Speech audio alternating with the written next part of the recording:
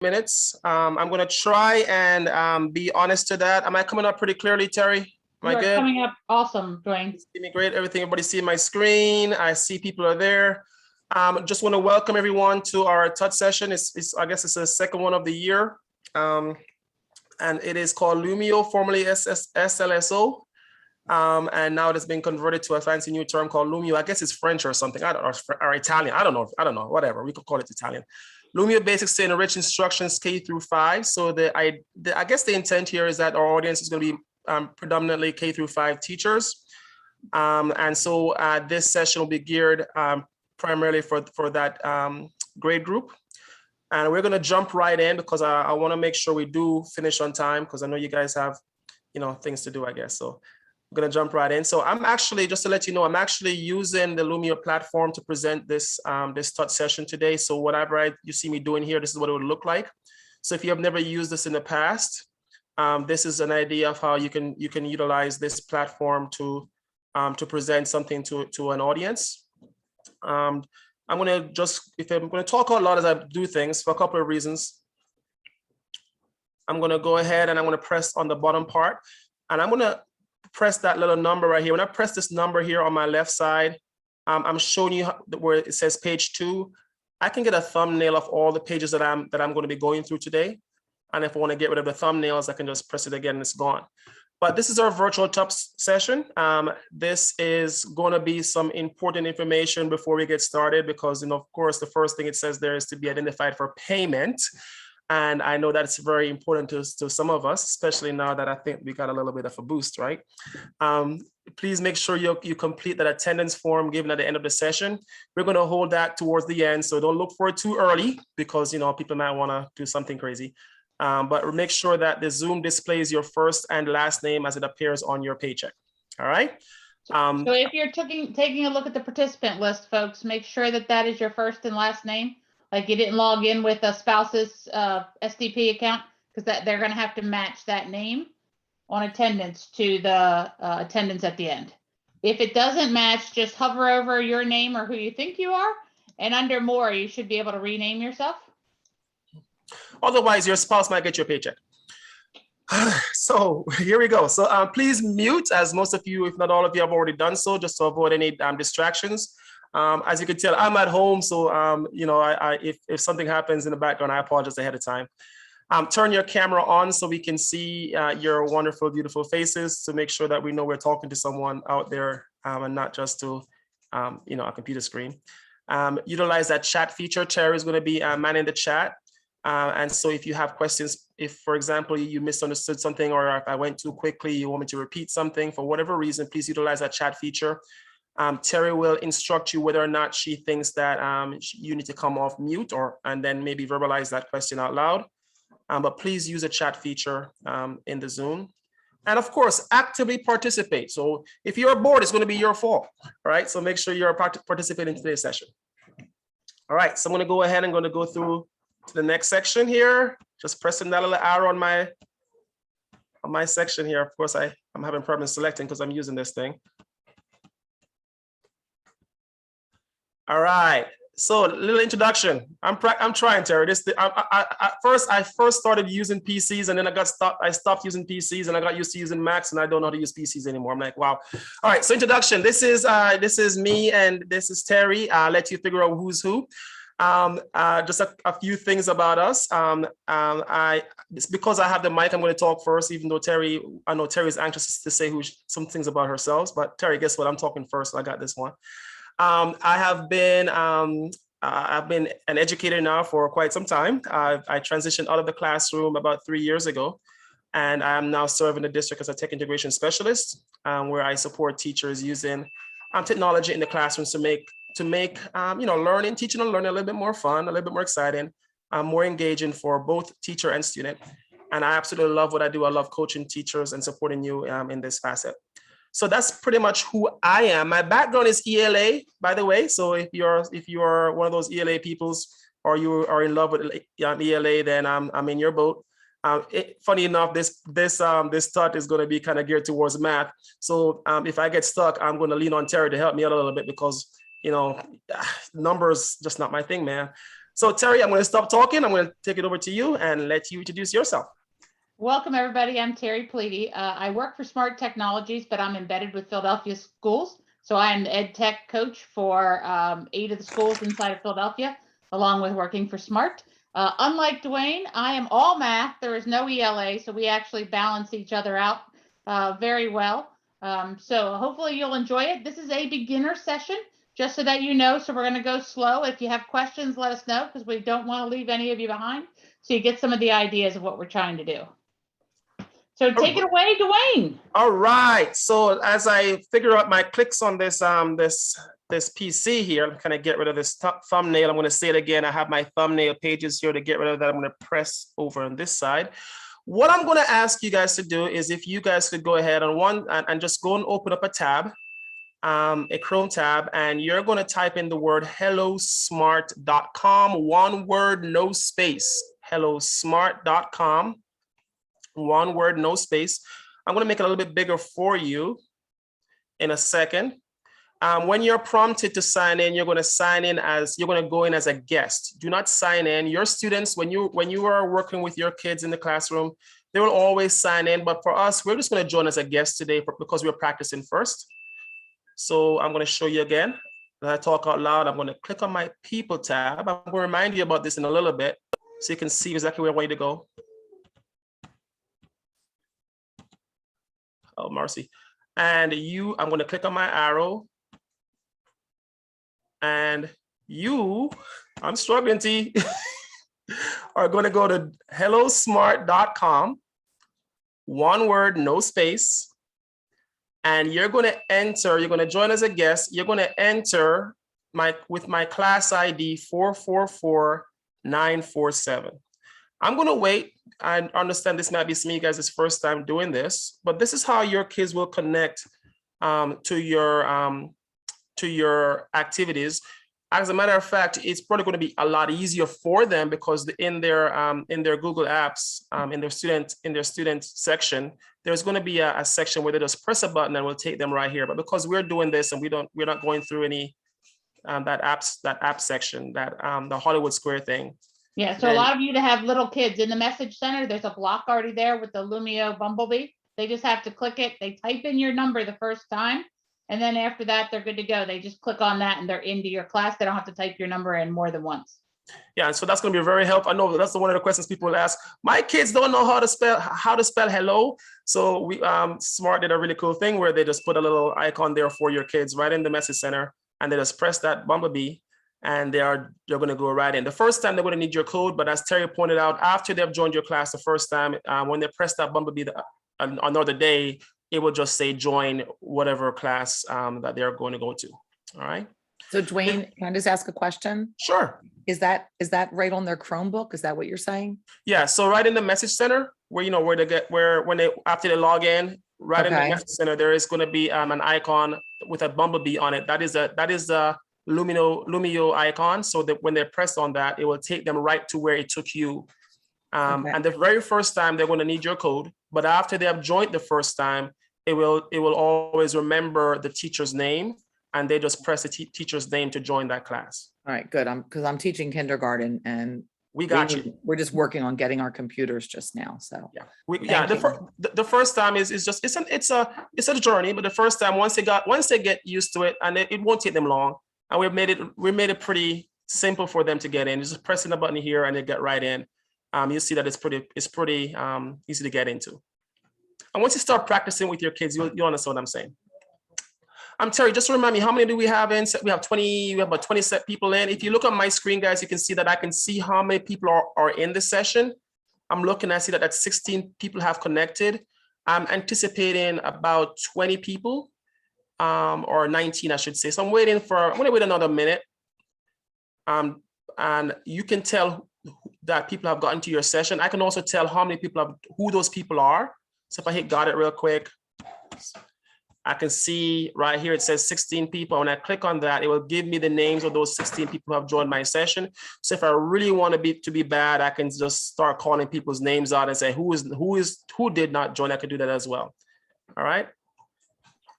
Excuse me, Dwayne, yes. Where do we get our code from? So when you build today, we're going to get to that. So the first part of this session is you are going to be joining my class as students. And then the second half of our session today, we're going to have you build something, and I'm going to show you how you get your code. All right. I promise. It's a very good question. All right. So I'm going to jump right in. I'm going to assume that everybody has joined who wants to join. And if you are in, you will see that you're in my session, and you should be seeing what I'm seeing now. Oops, gonna go a little bit faster here. So you're here. Is your screen moving where I am? I'm gonna just restart this. Yep, we're moving. We're doing good. We're right with you. Okay, so on your page right now, could someone tell me what you're seeing? Not the mountain that you have. Okay, so let me just kind of, We see see what is our goal Yeah. for today. There we go. and I'm going to start this lesson for you. So let's start you off.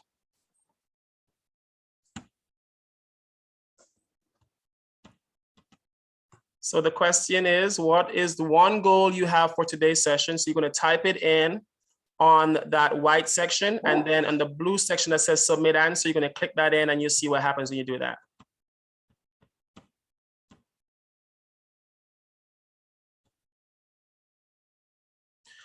Okay, I see somebody's already figured it out. So remember, you're going to type your response in on the white section, and then when you want to submit, you're just going to click that blue button at the bottom.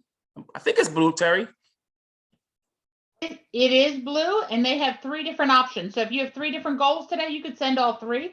Dwayne gets to pick how many responses you can send, but this one is allowing for 3 contributions. All right, and if you can see as, and picture even doing this live with your kids in the classroom, and maybe you have a smart board. If you go to the smart board and you press on that response, I want to make it a little bit bigger. I just press it and see what happens right there. I can see what people are actually saying. So somebody says, they want to learn how to make some of my material more exciting or engaging.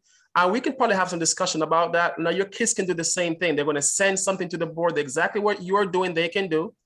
I want to go to the next person. I can just go to the next person. Oh, this one looks interesting. I'm going to press on this person's response with my PC. Okay, learn how to troubleshoot when issues come up. That's good. Listen, if your goal is to learn how to troubleshoot, you have come to the right place, because I promise you, I am going to mess up, and I won't even tell you it's going to be on purpose. All right, but you come to the right place. And I do want to tell you all, because some of you are kindergarten. I had a kindergarten teacher last year who the kids were learning their letters using the same thing.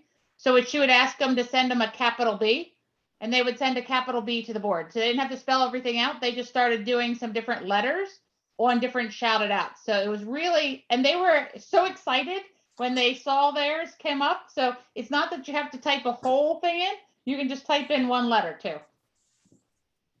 Notice I'm just going to scroll through. If I look to the bottom right, there are these little arrows here. I can just start scrolling through different responses if I want to by pressing these arrows with my PC mouse pad. And I'm going through, learn more about how to make interactive games. So some people have it. Oh, see that? You're telling on yourself. Some people have already kind of messed around with Lumio because they know that there's some interactive games, some really fun, cool games that are built in. All right, so we are going to do one of those. Oh, here we go, Terry. Learn how to change PDF to an activity sheet. Okay, we won't get into that one today, but we're going to do some other cool stuff. All right. How to allow students to the board during lessons to make it more engaging. And also, as we do this, remember, you're going to have your coaches who are assigned to your school will be able to kind of help you with some of these things as well. So if you want to practice, what I like to do is I like to be the guinea pig. So after I show teachers how to do these things, I like to go into the classroom and sit there as a student and join the class, just like you guys are joining my class right now through Hello Smart. I'll join this teacher's class, and I can just show the teacher that I'm interacting with them. So your coaches can certainly serve as guinea pigs as well. All right, so you guys get the idea. Terry pointed out one way you could probably send letters. Another way, because we're doing math, Terry, is maybe we could probably do some quick, shout out responses with numbers. Guys, was 3 times 2, and they probably send a quick shout out to the board, and then you can get an idea, just a quick glance as to what percentage or what quantity of in your class knows the correct answer. So it's a really, really good way to kind of get them started. And you'll find that your kids love doing this. Some of your shy kids don't want to talk out loud, but they might be more willing to send a response to the board. And this is how you can include everybody in the classes as well. All right, so that's a shout it out. Any questions on that one before we move on? And of course, I'm going to show you where this is and how to build it as well. But any questions on this before we move on? So far, we're good in the chat, Dwayne. All right. Oh my goodness. I'm pressing, I'm tapping. There you go. Oh, went too fast. All right, so let's talk about what our plan is for today. Today, we're going to be using Lumio to create and share engaging learning opportunities with students. So of course, I'm going to show you how to create things. Before I show you how to create them, I'm going to have you experience it first as your students would. All right, so right now you've already signed in. As we said, you can sign in by clicking. Your students will be able to sign in by clicking on that bumblebee right in their message center. So you've already joined the class. And then now you're going to be experiencing what your students might experience once they have joined the class. After you've experienced it, I'm going to be showing you step by step how to build these activities and then how to have your students join using your unique code. You all have a unique code. I'm going to show you where that is after you have built today's lessons. All right, so that's the plan for today.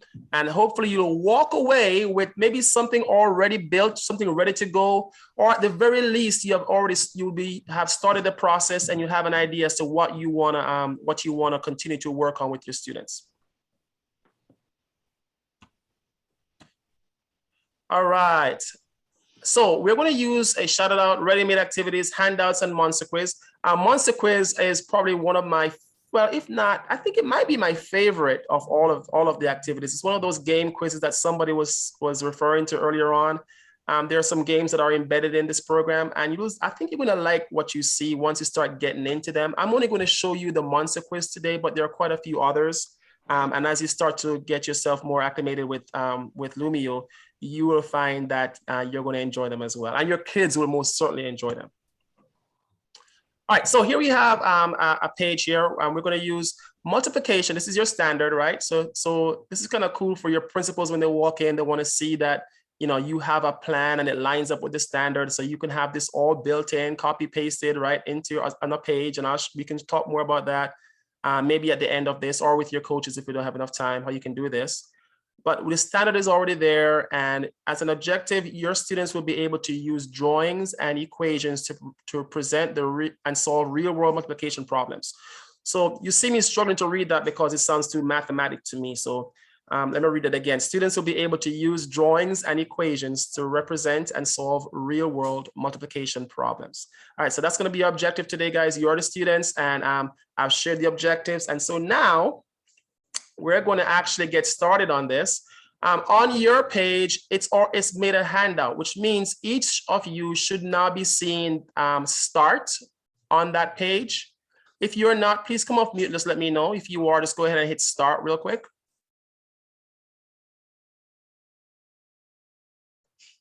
And you'll see that you have some instructions here. You are going to be when I hit student progress, I can see how many people have clicked start. So I see that, well, I'm going to show you my math skills here, Terry. I see 1, 2, 3, and 1, 2, 3, 4, 5 times 3 is 15 plus 2 is 70. See, I got some math in me. So 17 people have already hit start. And right now you are working on the page. Every now and then, just kind of glance back at my screen. So you can see what I see, because I'm going to show you that not only can I see who, oh, thank you, Yaritza, I see you just hit start. Not only can I see how many people have hit start on that page, but I'm going to also show you that I can see what you're actually doing. This is an example of an individual handout, which means each student has their own copy, his or her own copy. But I can go in and take a look at someone's work and see how they're doing. Now, let me ask Hannah. I'm going to ask Hannah to come off mute for a minute. And Hannah, is it okay if I go in and see how you're doing, Hannah? Hannah Anderson, is that all right? You can go ahead. My roommate and I were just trying to do it together because that's fine. I'm going to walk you through this, Hannah. So I'm going to use Hannah as Hannah. I'm going to use it as an example. So I'm going to click on Hannah's paper. I'm going to show you how you do this. All right. So I'm clicking on Hannah's paper. Well, let's call it a digital paper. How's that? Her activity.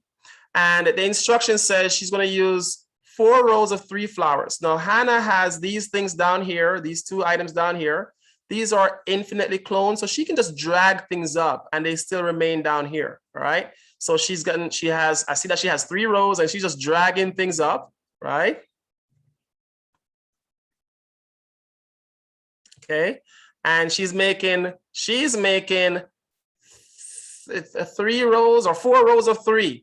Wait a minute. Is the rows go across or the rows go down? Are those columns? Come on, Hannah, help me out here. Which one are we doing this? You know what, Hannah? I'm gonna say we're fine. I'm gonna say we're fine. It's 4 rows of 3 flowers. You're right. I told you I'm not good at the math thing. Remember, Right, Hannah. Dwayne is the ELA guy. He's the Yeah. ELA guy. I'm Yeah. also ELA. You're good. So Hannah has 4 rows of 3, and Hannah, the instruction said you're supposed to do a couple of things. One, you were to make or show them with the diagram, which you did. Very good, Hannah. All right. And by the way, as a teacher, I can actually give feedback if I wanted to. I can actually write on Hannah's paper right now if I wanted to. So I'm going to click the pen right here. I can just get a little, well, I don't like to use red for my kinders, right? Or my younger kids. I think they get scared with that. And I can just start drawing things if I wanted to. I can make a little check mark. I could put a smiley face. I'm going to talk more about that in a minute. But it also said that Hannah was supposed to write something. Hannah, could you press on this letter A on the left-hand side? So Hannah's going to press on the letter A, and then she's going to click where she wants to type. And then Hannah, you can start typing and putting your response in. All right. So you're going to type the letter, I guess it's going to be, or you're going to put it down here because you're going to put your answer right here, right? So if I put, let's say I put 6, I can also, once I click out of that text box, I can actually move these things around, right? So even if I clicked and I typed and it's not quite lined up where I want it to type, I can move it around and then I can trash it when I'm done, if I make a mistake. So Hannah put 4, and then she's going to say 4 times what? So she puts 3, and now she's going to click on that 3 and she's going to drag that 3. Look at you, Hannah, you got skills. I see you. So 4 times 3, and now 4 times 3. What's your answer for 4 times 3? And you can either use the pencil tool or the type tool to write your response. It doesn't matter. But she used the type tool, and 4 times 3 equals 12. You know what, Hannah? I think you did a really good job. I'm the teacher. Remember, I'm looking at your paper from the teacher end. I'm going to give you a little smiley face. I click on this little icon here. And we'll talk more about this in a minute. This is going to be your icon here. And I'm going to type in smiley face or smile because I want to give you a nice little feedback. Let's use this one. That's kind of cool. There you go. I'm going to put that right on Hannah's paper. So Hannah is seeing this right on her paper. I'm giving her a little feedback. I can put it where I want to put it. Get a little smaller so it doesn't take over her paper. And that's me showing Hannah, hey, Hannah, I checked your paper and you did, Hannah, you know your 4 times table. You go, girl. All right, great. So she got that. And now I can actually go back and take a look at other students' work. There are a couple of ways I can do that. If I want to pick individual students, I can go back to this drop-down arrow here. And I can choose somebody else. By the way, I see that some people have this little check mark here. And the reason they have that little check mark is because they hit that word done on the top of their page. When they click done, it tells the teacher that they are finished and they are ready for their work to be checked. All right, so Alisa hasn't hit done yet. So Alisa, when you practice, see if you can find that word done on that page, Alisa, and click on that, and you see that it will turn a little check mark on your name here. And that lets me know that you're finished and you're going to check your work. I'm going to check one more person because I want to make sure we have time to build today. I'm going to check Faith. And why Dwayne is doing that? He went right to the text box. Some of your kids will go right to the pencil tool or the pen tool. It is tough to write on a trackpad with the pen or the pencil. So you might want to help them find that text tool because they'll try with the pen, but that trackpad is tough to write on. I just want to warn you. Yeah, I don't recommend doing it. All right. So I'm looking at Faith, right? Faith says that she's finished and I can see that Faith has done her work. I can choose to use my pen tool as Terry said, but for your kids, it's really difficult to write with. So the type tool is here. I can type a response back to Faith. So I'm going to click on the A first and I'm going to click in here. I'm going to say very good. All right. Very good work. And that's just communicating to the students. Once I finish typing, by the way, I'm going to click outside of that box. That's just communicating to the student that the teacher has looked at the work, right? And you want to make sure you do that so that they know that you're checking what they're doing, because they will see whatever response that you have given them. All right. So one way, I remember I said I can check by going back to this drop-down arrow to get back to my class list and then selecting individual students. The other way is I can just simply scroll through by using these arrows. So I'm at Faith right now, but when I click on that arrow, I can go to the next person. I already checked Hannah's work. I remember because her smiley face is right there and she's really proud of it. And I can go to the next person and just keep on checking people's work as I go through. So Kate, for example, used the pencil tool to write. I know that must have been difficult, Kate, but I applaud your efforts. But they do have the option of either using that pencil tool to draw or write. But as Terry pointed out, you want to teach them how to click on this little A and start typing the responses as well. Whatever works for you and your kids, you guys decide. All right, so that's an individual handout. And of course, I'm not going to have time to go through everything, but any questions so far, let me pause for a minute and let's check in to see if there are any questions I need to address, Terry. Nothing in the chat right now. Anybody else while he moves on? Yeah, I have a question. Sure. How do you get the numbers? When you click and then a box pops Right. up. So can you see my screen? Yeah. So I'm looking right now, I'm on Kate's response. I'm going to just use Kate's paper as an example for digital paper. I'm just going to click the letter A. Oh. When I click the letter A, you'll see that A has been selected. That tells me that my type mode has been selected. It's now activated. And then when I click inside wherever I want to type, you'll see that appears. And then I just use my keyboard. I can put numbers, I can put letters, I can put whatever I want, right? All right, thank you. And then once I'm finished typing what I want, I just click out of that text box. And I can move these things around, right? So if it's not lined up exactly, I can move them exactly where I want to put them. All right, good question. Thank you. You're welcome. All right, we're going to move on. This is another activity that I'm not going to get into right now. It's pretty much the same process. You guys know how to type right now. You guys know how to drag things around. This is another example of an assignment that was given. But I wanted to bring this up because right now you can only look at it. And sometimes we'll make these things and say, wait a minute, I can't write on it, Dwayne. What do I do? Well, in order for me to make it a handout, I can just quickly go over to the People tab. Let's say I forgot to make it a handout. If I click on the People tab, like I'm doing right now, it will give me at the very bottom these two options. I can make it an individual handout or collaborative workspace. I'm not going to do collaborative today. We're really focusing on just the basics. So individual, this is how I make it an individual handout. I just click on individual handout. And when I do that, you'll see that now it's asking you to hit start. And as soon as you hit start, me, the teacher, I will see that you have, because I see that your name will pop up on my screen. Only students who hit that start button, names will appear on this screen. So if your name is not here, it means you have not hit the start button. All right. Very good. All right, we're going to move on to another activity because this is simply the same, pretty much the same process what you were doing before. I don't want to keep doing the same thing because I know you guys are really anxious to build. So we're going to get there. But what I want you to do is I want to share in the chat, based on what you just saw, how would you modify these examples for your students? What are some things you might do with what you have seen so far?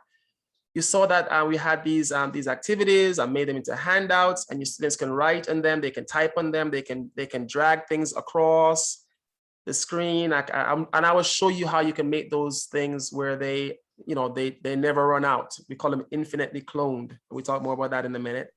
Yeah, and it doesn't have to be this exact example, guys. Think about manipulatives you want to use with kids. So you no longer have to count them out. You no longer have to sweep them up off the floor. You can make anything you want a manipulative, and we'll show you some basic templates that you can use. But what ways can you modify that? Or what other ways do you use manipulatives? like connecting cubes. You could definitely, oh, alphabet letter tiles, perfect. It's not even math example, but it's perfect because that would be exact way that you could use these manipulatives. Hey, anything with words, Terry, they are really good examples because I know, Dwayne, that's why I was pointing it out to you. Anybody else have some other ideas of how you might use manipulatives or something that Dwayne just did? Or things that you can kind of start thinking about now that you know that you can infinitely clone things?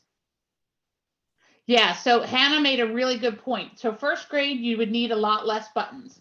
So for instance, in the example that Dwayne just did, I would have taken off the multiplication and the equals button because you didn't need them. And I probably would have only made one color or a flower so that they didn't have the two flowers there. So you can remove any of these stuff. And Dwayne will show you when we're building, but you're absolutely right. The less is better for some of these kids.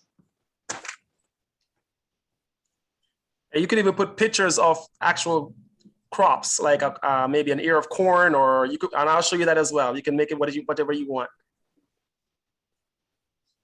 All right. Anything else, Terry? Nothing else is coming in the chat, Dwayne. If you want to keep going, I'll answer anything that shows up in the chat.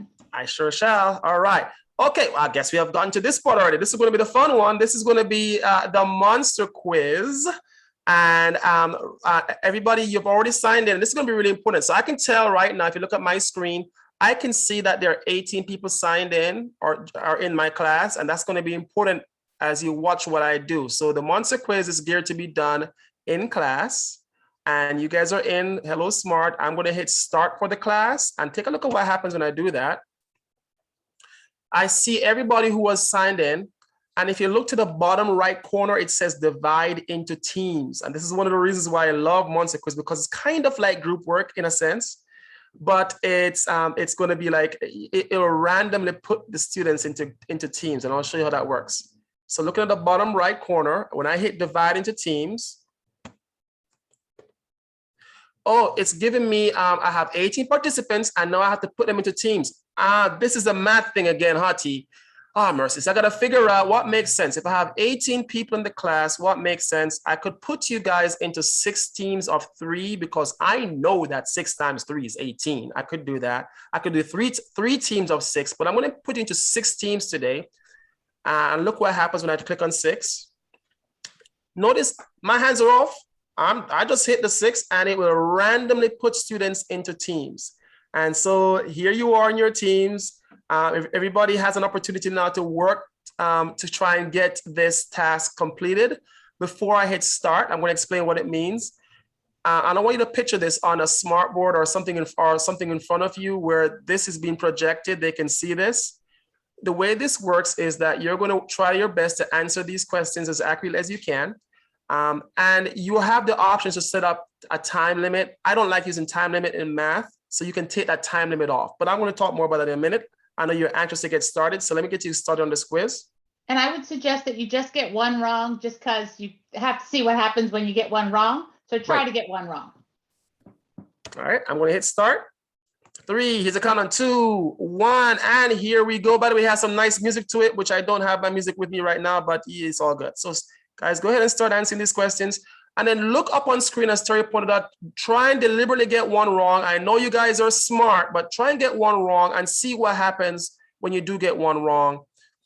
If you notice, it celebrates the students who are getting them right. It pops their names up on the screen. Remember, picture this in the classroom, they're right in front of on the board, nice and big. And so the kids are getting celebrated. They're being celebrated for getting these correct. But when they get it wrong, no one really knows who got it wrong. So they're not embarrassed, right? So I really love that. The other thing I love about this is when you get something wrong, the question doesn't go away. It will come back and it will keep coming back until you get it right. All right. So you see that Mega Melters have finished first. It doesn't mean that they have won necessarily, but it means they're finished first. So that means everybody in that team, everyone in that team has answered the questions correctly. And so we're just waiting for everybody else. I see that Mr. Boxers came in, have finished second. And remember, with math, it's not a race, is it? It's always about getting these questions correct. Think of things. Accuracy. Yes. So right now this is just telling you who finished first, who finished second, who finished third or whatever. That's not really that important. The cool thing is I can now, after this is finished, I can now go back in as soon as fire divers are finished. I'm going to wait for fire divers. Thank you. Good job, Ada. I saw you. I saw that, Ada. Look at you, right? You have the opportunity to, as a teacher now, to review what they have answered. All right, so I'm going to click on review. And if you notice, I can tell that Mega Melters, they got their questions 80% correct the first time they saw it, but so did Mystery Boxers. The only difference was the time. So Mega Melters finished a little bit faster than Mystery Boxers. That doesn't really matter to me as a classroom teacher.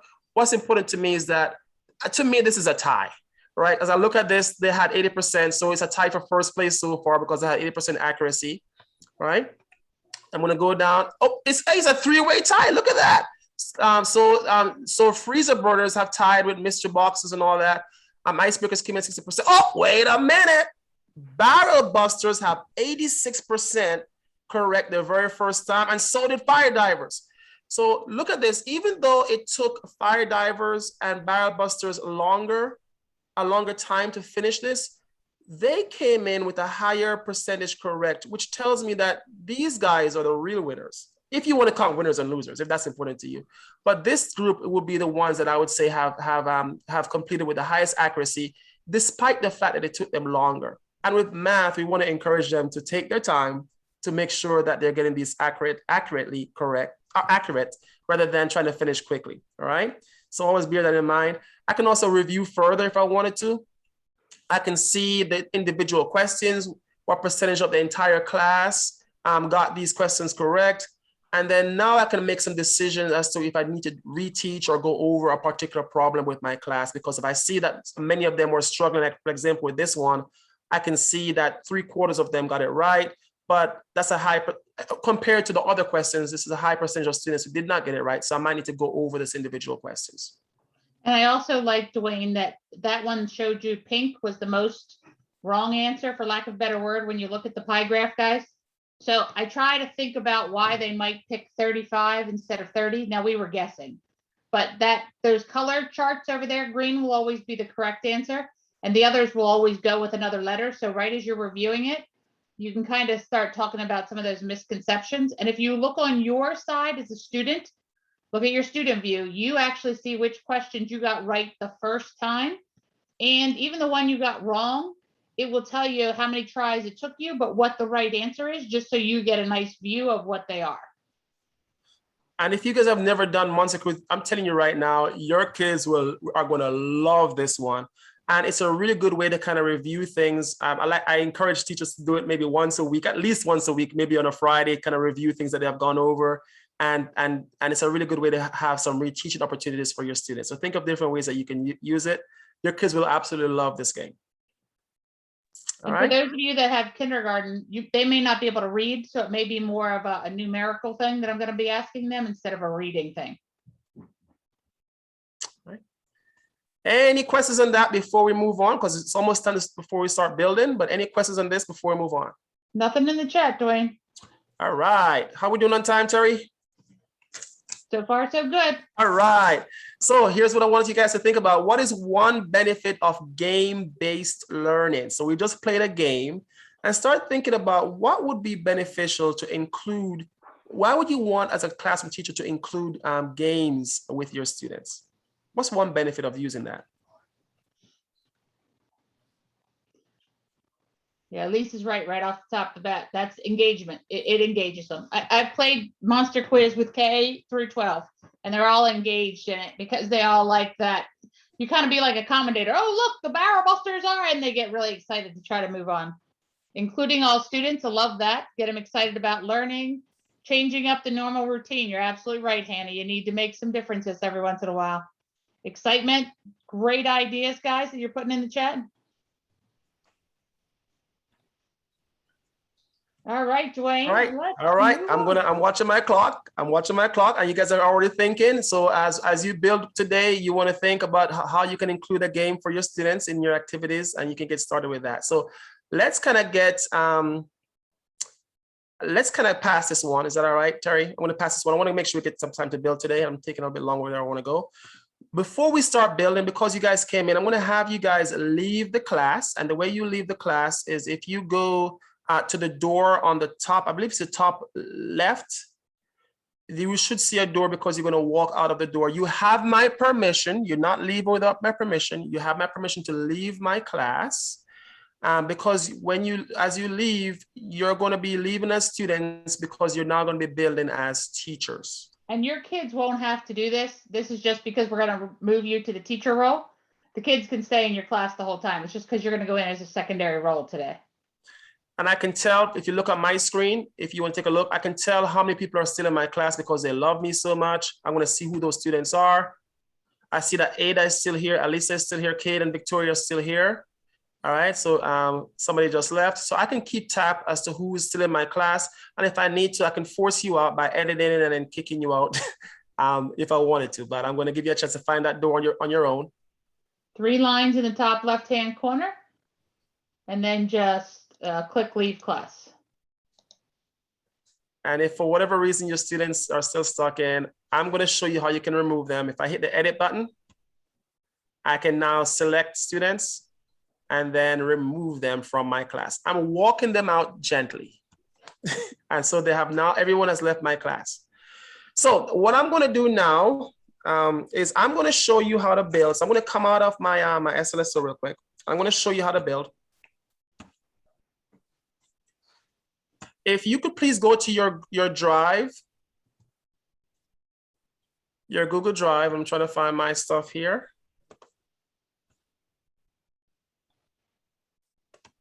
I'm gonna go in, I'm gonna find your Google Drive. So you're gonna go to your Philips SD Google Drive. I'm gonna do that as well. And forgive me again, I'm using somebody else's computer and it's kind of tricky not as funny for me. Okay, I'm gonna go to my drive, my waffle is here. I'm gonna go to my drive here. And tell me if you still see my screen, Terry, or no? I do, you're good. All right. And the first thing I want you to do, guys, I want you to build a folder. So you're in your drive. And I'd like for you to go to new. And you're going to create a folder. So once you hit new, the very first option you have there, it says folder. You're going to click on folder. And I want for you to name your folder. And we're going to call it Taught Practice. And as you do that, I'm going to explain what you're doing. You're creating a folder in your drive so that you're going to be able to find what you're building. Sometimes when you build and you say, I don't know where it is. I can't find it. Well, think of it this way. If you build inside of a folder, you will find whatever you build in that folder. So I'm going to repeat myself. You're in your drive. You're going to go to new folder and you're going to give your folder title and you're going to hit create. All right. I'm going to pause for a minute, make sure everybody's with me. If you are unable, if you're stuck, if you need help, just let Terry know in the chat. Please say help in the chat. And I'll pause and I'll wait for Terry to let me know I'm good to go or not.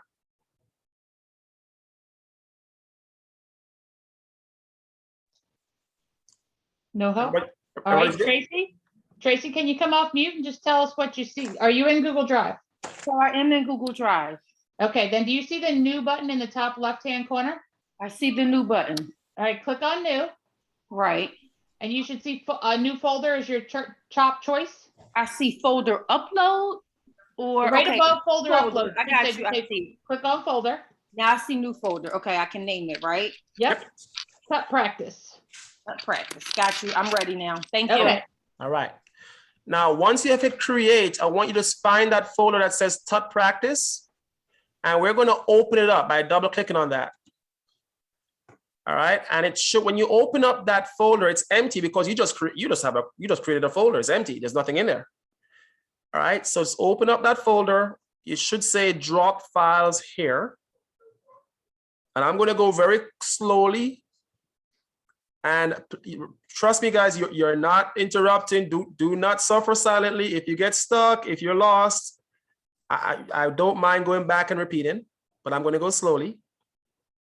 So right now, everyone should see their folder that says drop files here. And now we're going to begin the process of building something inside of this folder. I'm going to go, if you see drop files here, I'm going to go to new, more,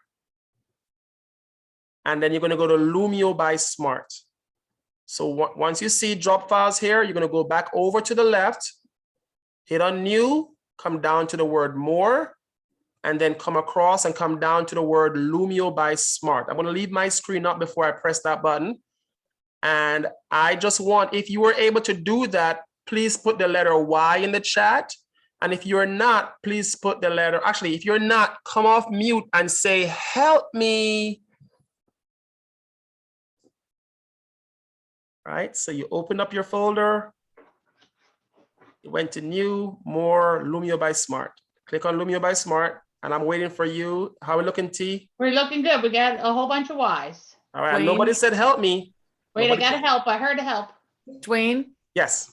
if you have other like lessons in your Smart from when it was Smart, I know it got just changed to Lumio. Yes. Is there a way that you can archive? Because like I changed grades, and so I have a lot of stuff from second grade.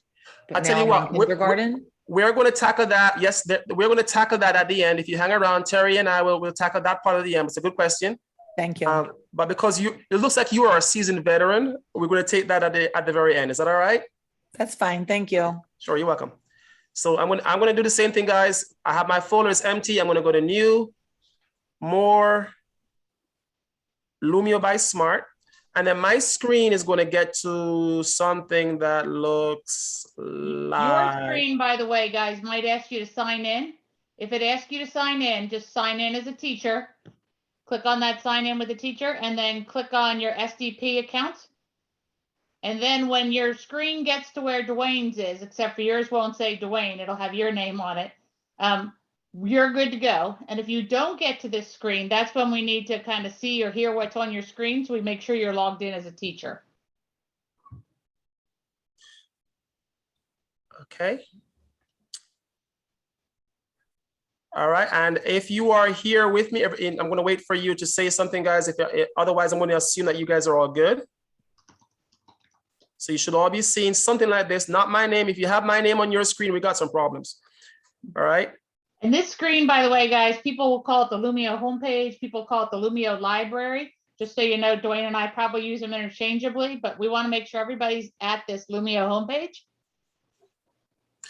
I'm going to quickly give you, well, I'm going to talk very briefly about what you're seeing here. So if you have used this before, then whatever activities that you have created is still there. As somebody just pointed out, it's still going to be there for you. You can explore resources, you can do trainings, you can go right back to your drive from here. And there are some other cool things that we can talk about, but I want to make sure we build first, and then at the end, we can talk more about this page. Actually, Dwayne, we got to grab that Explore resource if we want to find that manipulative that we want. This one right here. Yeah. All right, so let's go ahead and click on that. Terry, I was actually going to find, okay, let's do it this way. I'm going to click on that, click on Explore Resources. So the first thing we guys want to do is click on Explore Resources. So these are ready-made activities, and because Dwayne's the English guy, he doesn't know that all the manipulatives in there are not always the best. But like I know a lot of you that are kinders want like a tens frame and that sort of stuff. So I want to show you where some other math manipulatives are, and they're all in this Explore Resources. So if Dwayne right now just search for math expression manipulative. Whoops. And you could search for manipulatives, guys. You could search for whatever word is yours. I just happen to know what we searched for when we created it. And hit search. It'll find a whole bunch of stuff that's already in here. And you'll notice there's a whole bunch of different ones in here. So if you're teaching kindergarten and you're just working on the 5s frame right there, I might take the one that Dwayne had a little bit lower. But if I want the one similar to what we were using, I'm going to pick that one that's the math expressions manipulative. And when you click on it, it'll give you a view of everything that's in there. And I can scroll through. Yep. Keep going, T. I'll follow your lead. Yeah. And what I'm saying, you can save any one you want to the library. So I'm going to ask actually Dwayne to build a lower end one instead of this one. So Dwayne, can you just hit the back arrow back to search results? And see how all the different ones he has here. Dwayne, go down 2 more. Right there, that 5 frame. Click on that one. Yep. Because all that's going to give me, oh, look, there's a 5 frame, there's a 10 frame. So if I'm teaching kindergarten, this might be the manipulative I want to use instead of that other one that we used. So you have options is kind of what I'm getting at for you guys. So you can pick whichever ones of these you want and add them to your library. So somebody else added them here for you, but you can add them to your library and then they're yours to do whatever you want with. So if Dwayne just clicks on this one and hits save to library, this will now copy and become part of Dwayne's library. So he can do anything he wants with any of these slides. So there are 16 pre-made ones, but I know I heard a couple kindergarten people, and I know that the 10s frame is probably more what you want than the one we were just using with that manipulative. So I wanted to give you some options, but I also just wanted to show you how easy it is to add something to your library, and then it's always there for you to use. Once Dwayne is done, you can hit edit and he can actually go in and see it. And usually the only thing I do, just so that you know, when I edit every time, I usually go up and rename it something that makes sense to me. So that when I go searching for it again, like 4M version, that doesn't make any sense to me. Okay. Oh, concrete resources, math boards might make sense to me. If I see this and I'm a kindergarten person, I'm probably just going to call it a 10s frame or a 5s frame because that's what's going to make sense to me. So you can call it whatever you want, but your Lumio library is searchable. So you want to make sure you call it something that makes sense to you, if that makes sense. All right, so I'm going to call mine rename, right? And then I can do it that way. And then we're going to hit show finish. us how you renamed it again real quick. I'm sorry, Sure. I'm trying to keep So up. what I do is I'm going to click on the title in the top blue bar, just click on it, highlight it, and then I can just back it out, call it whatever I want to call it. Call it something else. All right. And you just want to make sure to the right of that where you're typing that it says saved when you're done, so that you know it saved everything that you've done to now. And then you can just hit that finish editing and you'll be able to go back to your library. And now in Dwayne's library, if you're looking, he now has a copy of that in his library that he can pull out anytime. Okay. And it's in my library, but Terry, correct me if I'm wrong, it's not going to be in the folder that we're building. It's just, you just added it to your library. You added it to your library, Dwayne, but it is in your drive. It just happens to be in the plain Lumio folder. Right. Because that's by default where stuff goes. Right. So if you wanted, as Terry's pointed out, if you want to get, if you wanted to add something to your library, to your Lumio library, this is how you do that. You go ahead, I'm going to repeat what we just did. We just went to explore resources and we search you can search by grade, by subject matter, and then you could add whatever you find right here into your Lumio library. Okay. Yeah. So before he starts from scratch and kind of goes, is everybody okay with how to add stuff to their library? I see head shakes from everybody who's on camera, so I'm feeling pretty good. I'm just gonna be right here. All right. So we're all back at the library then, guys. If you're not back at the library, let us know so we can tell you how to get back to the library. I'm taking that they're all at the library. Dwayne, take it away. Good. So remember now I'm in my folder and I want to build something in my folder, right? So I'm now going to go to this first one that says add activities. So I'm going to add activities. Let's talk about what we're looking at here real quick. Notice that you can add, somebody mentioned PDFs. You can add PDFs, PowerPoints, Google Slides right as a page into your activity. So if you have something as a PDF, like a worksheet or whatever, you can add that as an SLSO activity, you can. And a new feature in the past, we could only add one at a time. Like you can only add one item as imported as a resource, but now you can do multiple. So you guys are accustomed to using this, this platform, and in the past, you could only do it one time. Now, Smart has made some improvements where you can add multiple PDFs and import multiple resources to your activity. So that's where that would be done. You can add YouTube videos. There's this funny thing that I don't know what this is. It says Desmos, and that sounds math stuff. I don't mess with that, right? So that's also therefore you can play around with, but you can add new pages. This is where you add that shouted out thing that we did earlier today. So this is how that was done. And there are some games. But one of the things I want you to look at down below, you will see that there are some ready-made resources. So there are things that are designed to activate prior knowledge, right? So if I wanted to play around with it, I could. But I'm going to focus on, instead of prior knowledge and question reflection, I'm going to build using, how about we look at these manipulatives? Is that all right, Terry? We'll look at a manipulative real quick. All right. And if you notice when I look at these manipulatives, I'm going to have quite a few manipulatives to choose from. I see base 10, I see calendar, coins. I want for you guys to go ahead and see if you can find one that says math expression. Let's go math expression 1. And of course, you know, when you're doing this on your own, you can play around with it. But for now, just play, let's go along with me. Math expression 1. You're going to select that one. So all I did was I went to manipulatives, and then I went to math expression 1. And if you notice on my page, this is where you start adding different pages to your activity. So this is your first page, and it happens to be a manipulative. Now we can start to do different things here with this. We can start putting instructions or title right here. So I'm going to put in instructions. I can either type my instruction. Terry, do you want to talk about adding a voice if you wanted to? I'm not sure if you wanted to do that. Yep, you can, guys. You can add instructional audio to any page that you want to. That really helps the little guys. Right.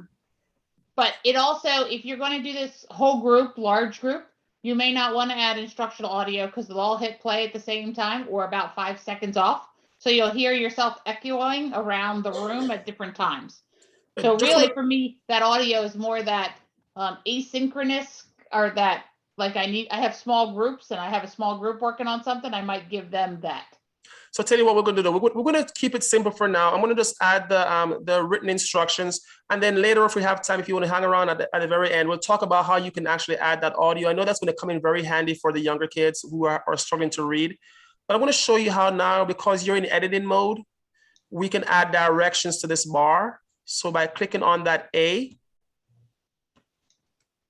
and then clicking where I want to type, I can change the font size. I'm going to make it nice and big. And I'm going to start typing. I'm just going to, for now, I'm going to type the word directions or whatever makes sense to you. But for time purposes, I'm just going to give directions. I'm going to write the word directions.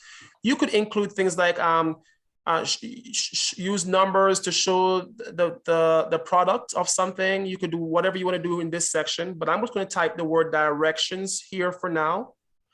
I'm going to click outside of the type box. I'm going to center it by moving these things. Remember, we did that earlier when you're writing. You can do the same thing here. I'm going to make it a little bit bigger by dragging on the bottom corner. And I'm going to lock my directions down so that my students don't move it around. So I'm going to lock it down by pressing on that little, I press the word, and then an arrow appears. And then I'm able to lock whatever I write. I can lock it so that it won't be able to be moved by my kiddies. That's going to come in handy whenever you put anything down on the page. You're able to lock whatever you put down by clicking on it. When you click on it, you will see a little drop down arrow and you can lock those things down in place. So I'm going to pause there and allow you to do that. So when you go ahead and start writing some directions in, maybe show multiplication or solve the problem, just to practice writing for now, and try to lock the directions on that page.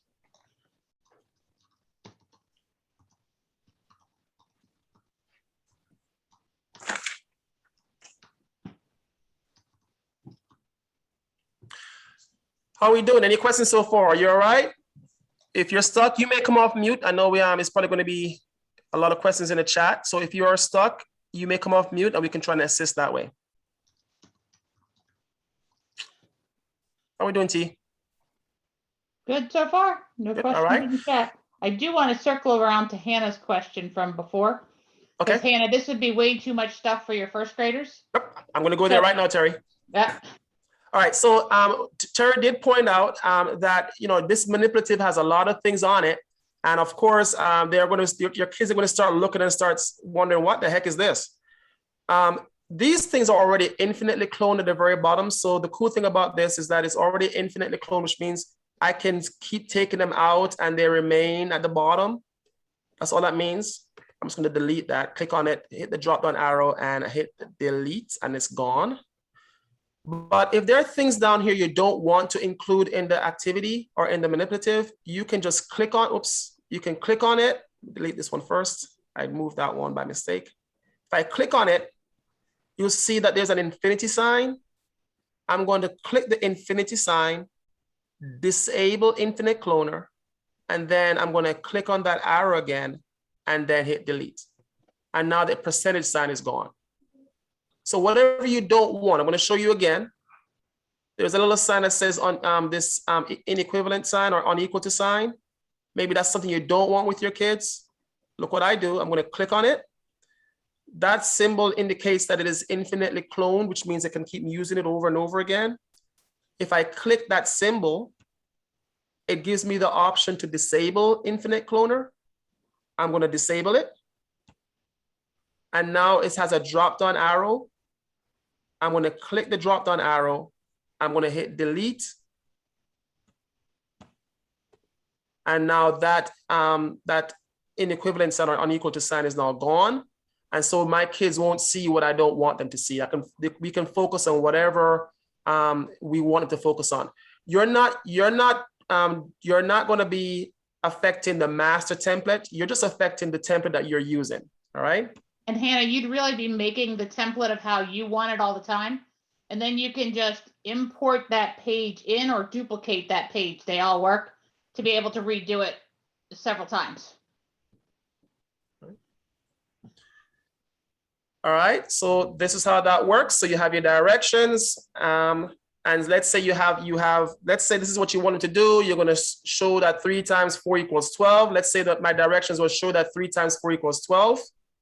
I'm just going to put, let's say I want to start them off. I could make a question like this, 3. And maybe I might put the multiplication sign in.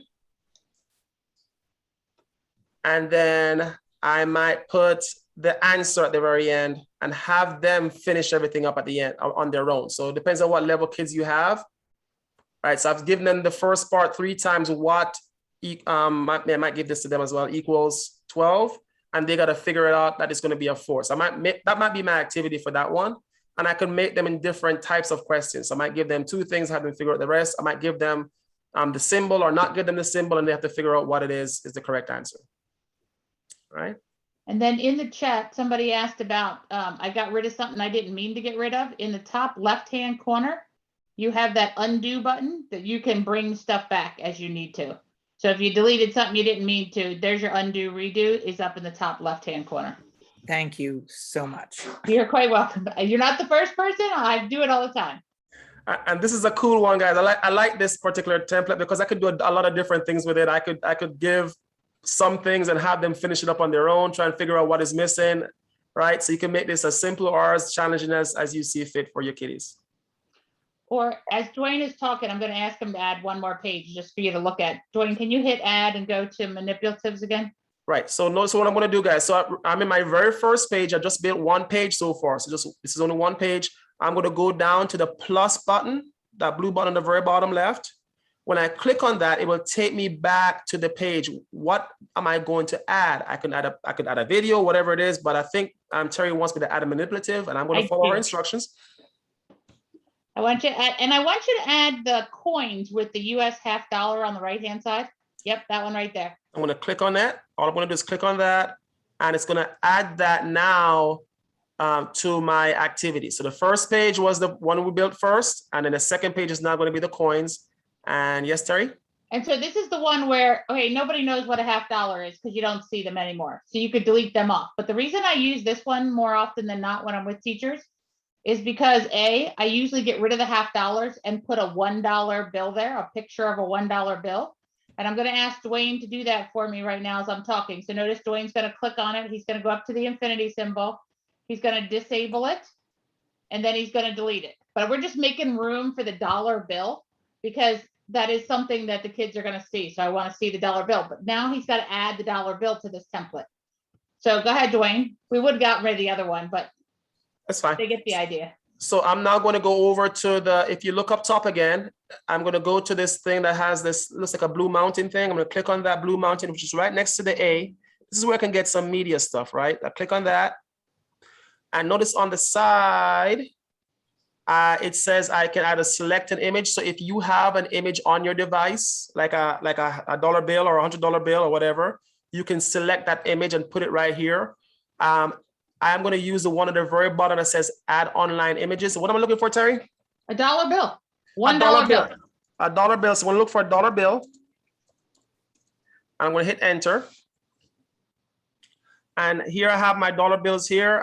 I can pick any one I want. I'm going to choose this one. I'm going to drag it in. I'm going to drop it right down below.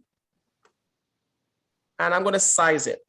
So it fits wherever I want. So I'm going to hold the very bottom right corner and drag it up. That makes it a little bit smaller. I can rotate it, do different things I want to do as well, but I'm going to keep it simple. Make it a little bit smaller. Now, remember, if it's something that I want to be infinitely cloned, right now it is not infinitely cloned. Anybody have an idea how I can make this infinitely cloned? So if I click on that, I don't see the infinity sign. What I got to do? Anybody have an idea? Come off mute, help me out. The arrow. Arrow. Hit the arrow, very And hit good. And Infinite cloner. infinite cloner. Now this item is infinitely cloned, which means it's now something that my kids can use over and over and over again, right? So that is that. For those of you that were kindergarten, that's why I had you save that one 10 frame template. Because I know that, oh, I could put a truck on the 10 frame template and some little boys will absolutely love it. I could put a jump rope or a doll on another 10 frame and another girl will like it because you can make whatever manipulatives you want that they're counting out. Instead of just having like the plastic bears that we all learned with, you can make it be whatever you want it to be. All right. All right, so you've made 2 manipulatives. How are we doing? Are we good? Any questions so far on this one? No questions. No questions so far, Dwayne. All right, I'm just going to add, I'm looking at my time. I want to make sure I have enough time for the monster quiz here, but I'm just going to show you right now. Let's kind of quickly review what you did. You went ahead and you saw how you can use a ready-made manipulative, right? And we show you how you can delete items from the bottom part of that and customize it to make it be whatever you want it to be, to whatever makes sense for you and for your kiddos. The second one we did, when we hit that plus sign again, we added another manipulative, but this time Terry and I showed you how you can actually add images to your page and make that image infinitely cloned, right? I'm going to quickly show you this, that you can add a blank page, hit the plus sign again, and I'm going to just add a new page. That's a blank page. Notice again how I have now 3 activities on my platform here, or my activity. I can title things here. I can give instructions here. I'm going to highlight this. And I'm going to show, I'm going to say show 3 times 4 equals to 12. All right. I'm going to delete this, what I don't want. It says enter description here. Just click on that, drop down arrow again, and I'm going to delete. I'm just going to move this to the top. And I want this locked. Who remembers how to lock something down? What I got to do? Click on it. Click on it. Hit the arrow. Hit the arrow and lock. Very good. I'm going to search for something to show 3 times 12. I'm going to include something. I'm going to click on that little icon here, that blue mountain. I'm going to search for a blue circle.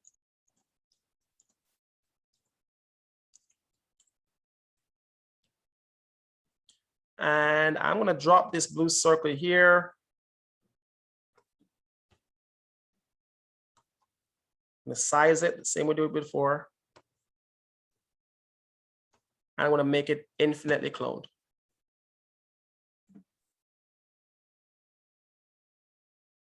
All right.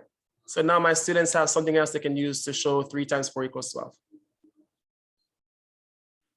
All right. And Those Dwayne, are examples. Dwayne, Yep. Yes. How do I make it into a handout so every kid gets their own copy? I haven't done that yet, have I? Okay. No. So let's say I wanted to. I can do that with my manipulatives here. But I'm going to do that with this last one for now. So I'm going to do this one for this one. I'm on this page. I want to make sure each of my students have an individual handout like we were doing when you hit start. I'm going to go up to the top right. I'm going to click on that thing that has like the magic stick. And notice when I hover, even when I hover over it, it says I can make it an individual handout or a collaborative workspace. I'm going to explain individual handout means they have their own page, their own work, the one that you guys were doing earlier today. Collaborative means you can put them into teams or they're all working on the same page.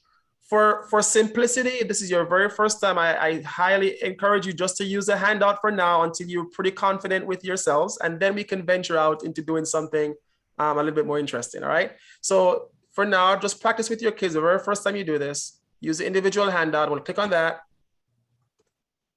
And then that's what it would look like as an individual handout. And my kids would see, when they get to this page, they would see the word start, like you saw earlier. They'll click start, and then they'll be able to actually interact with this. And they'll be dragging this up and show me 3 times 4 equals 12. Terry, that was a great question. Sometimes I remember what I'm supposed to be doing. Right. All right, let's get to monster quiz, Dwayne. All right, good. All right, so guys, I want to add monster quiz. Who remembers? How do I add another activity? What I got to press? Somebody help me out. I want to add something else. How do I add something else to this activity? Hit the plus sign. Oh, look at you, hit the plus sign. All right, I am hitting the plus sign. And I'm going to go to a game. So what do you think I got to get to my game? What I got to press? I'll cheat for you. Activities. Game-based activities. Susan, you are on a roll. All right. I'm hitting game-based activity. Look at all these options. I got quite a few options to choose from here, right? And certainly on your own time or with your coach, please go ahead and venture out and figure out what these things are. But for the one we're going to build today is going to be called the Monster Quiz. So I want you guys to do the same thing. You're going to add this. You're going to click on game-based activity, and you're going to click on Monster Quiz. So I'm going to do that. I'm adding Monster Quiz. And notice it's asking for what types of questions do you want to include? Do you want it to be multiple choice or true or false? Tell you what, I'm going to create 3 questions today, and you certainly can add more if you like. But for our time that we have, I'm going to make 1 multiple choice and 2 true or false. How's that? So I'm going to click multiple choice. I'm going to ask my question. 3 times 4. Now, if they don't know 3 times 4 after today, I don't know. 3 times 4 equals, and I'm going to give some options. I'm going to put 5, 6, 9, and 12. We don't have to use all 4, but I started too low, I guess. Notice that this little check mark here, this check mark is saying this is your right answer. You can just change it to the correct answer. So wherever that check mark is, you're actually making a key as you're making your questions. So now I'm telling it this is the right answer.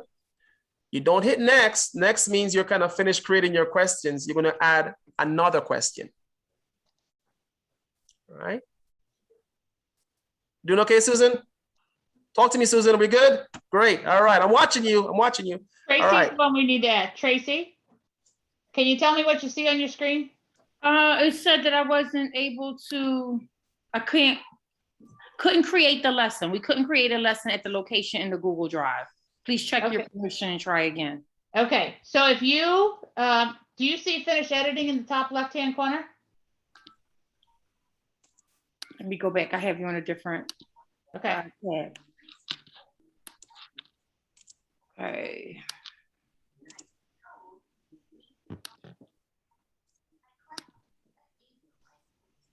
Or when you get to the Lumio homepage, tell me what you see. Okay, now I have to get back to the home page. I'm sorry. You're That's fine. okay. Tracy, stop apologizing, Tracy. Why you keep saying I'm sorry?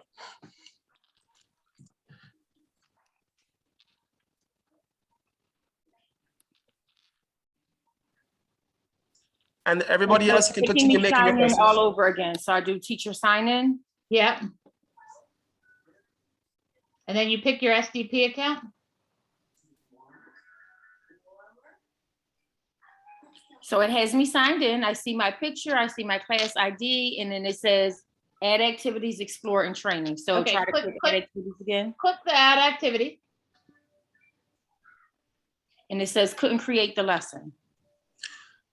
Tell you what, Tracy, hang on for a minute. Are you going to have some time at the end of this in about 10 Sure, minutes? I Yeah, sure will. you stay with us. I'll stay No with you. problem. Thank you. Just- I just need to share the screen is what we need, Tracy. So we'll Yeah. get back. So just watch Dwayne's. All right, so I'm creating my next question here. I'm going to add one more. I'm going to make this one a true or false question. I love games. I don't know. I have to include something that words, I guess. And it's true, so I'm gonna leave it as that. Now, once you're finished making all or adding all your questions, then you are going to hit the choice that says next. With math, and this is just me, Terry, I recommend taking the timer off because especially for young kids, they get really agitated. Am I running out of time? I'm gonna run out of time. So I take the timer off for math.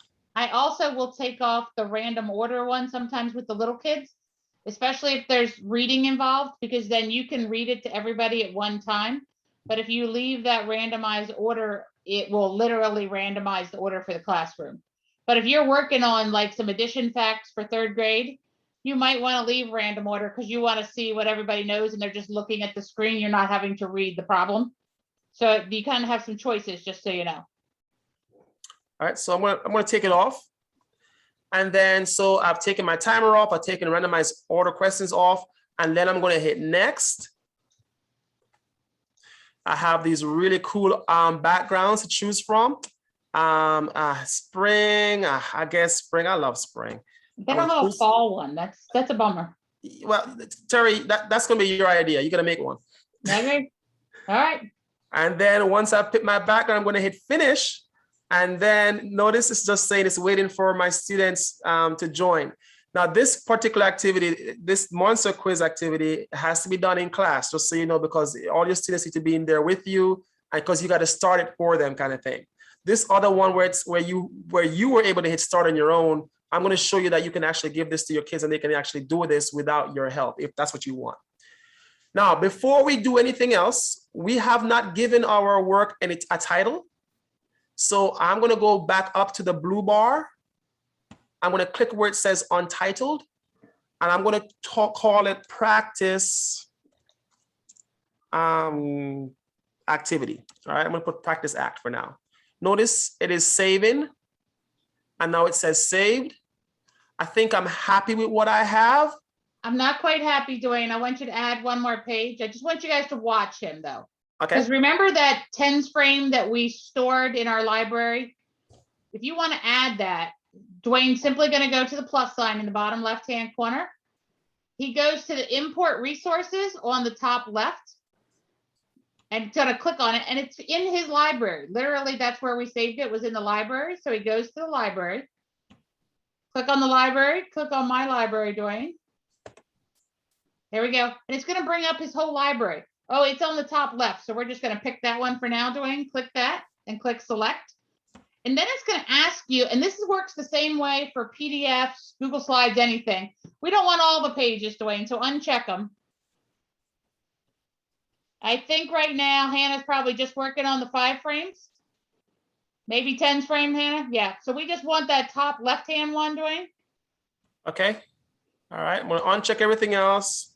Dwayne, you know, if you just hit select all and then unselect all, they'll go away. So click the select all button in top left now, Dwayne. And just click the one you want. There you go. Then hit add. And now you've added that page. And that's how you make the templates and can keep adding them to every file that you make. Because now it's ready to go for him. But you know what, Terry? I want this before, I want the monster quiz to be the crescendo. I want it to be the last thing. So I'm actually going to move this 10 frame up. So Perfect. I'm going to click on that last page I added. I'm going to just hold it and bring it up, and I'm reorganizing my slide deck, if you want to call it a slide deck. All right. And so now I have that. That's this one before my game because I want to finish with my game. Perfect, Dwayne. Perfect. Absolutely. Now, I deliberately did not make some of these handouts because I wanted to show you that you can do that live if you wanted to, but you guys should know how to make them into handouts. Remember, if you click on that item here, here's your magic stick. If you hover over it, you can get the opportunity to do it that way. Just if you want to make sure that your kids have it as an individual handout. Now, let me wrap it up. You guys have all your activities. You have your 10 frame, you have your monster quiz, you have some individual handouts.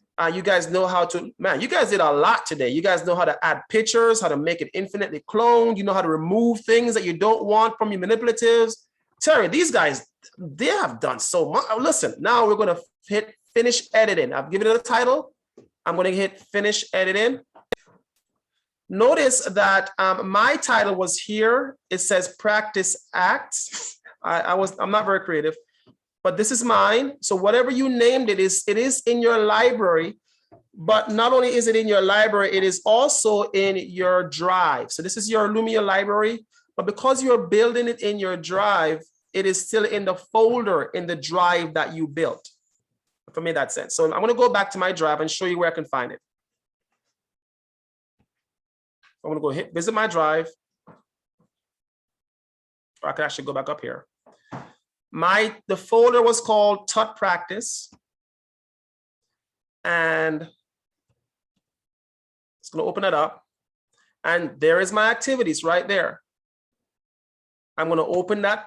Click on that. When I click on that, it's going to say open with, as soon as I see that open with Lumio, my Zoom thing is in the way.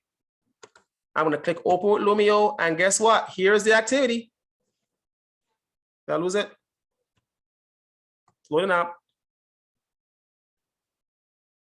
Stop sharing with us, Dwayne. I did. Sorry. That's okay. I know it's a PC. You don't like that PC. Let's find that. Here it is. I'm going to share back again. So all I did was I clicked open with Lumio, and here's my activity. Now, let's see if you guys remembered, how do we connect our students to this activity? If we're in class, how do I connect them? Anybody remembers what we did? When we first came in today, I asked you to do something. They have to sign into the class. Yes. Now remember, in the message center, there's going to be an icon with that bumblebee. Is it a bumblebee, Terry, or is it just a bee? I don't know. What's the difference here? It's a bee. It's a bee. People call it like a lightning bug, a luminary. Oh, are we supposed to kill those lightning bugs? I mean, if you see, no, never mind. It's a bee. Wrong type of bugs, Dwayne. Wrong type of bugs. It's a bee, something with a light. So if your guys go to their message center and they click on it, they'll get to their to Hello Smart.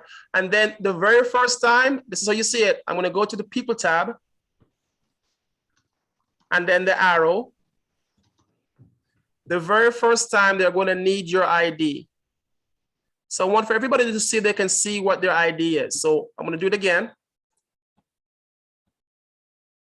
Let's start with this first question. Was everyone able to find their activity in their folder? If you were not, say no. If you were, say yes. And then Terry's going to give me an idea what we're looking at.